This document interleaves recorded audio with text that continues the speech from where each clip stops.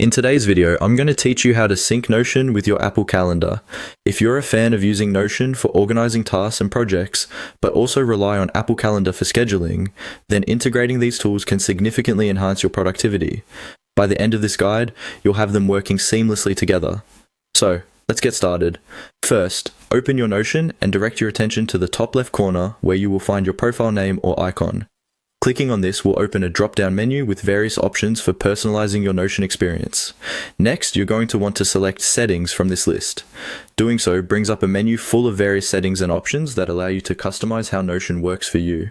Take a moment to appreciate how many settings you can tweak to make Notion your own. After that, locate and click on Mail and Calendar in the Settings menu. As you might expect, this area is all about integrating your emails and calendars with Notion, making it easier to keep your schedule and communications organized without leaving the app. But for today, our focus remains solely on syncing with your iCloud calendar. Now, look for the option that says Connected Calendar. This part of the settings is where you manage which external calendars are linked to your Notion account, ensuring that all your appointments and plans can be accessed from one place.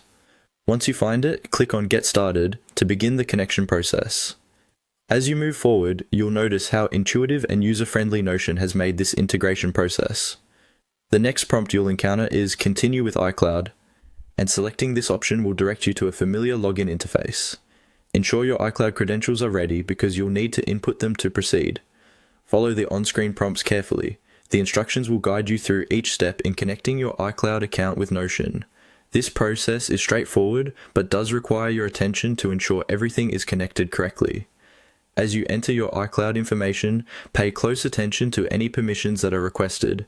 Importantly, Notion needs access to your calendar to sync properly, so you'll want to make sure you provide the necessary permissions, without which integration won't work as intended.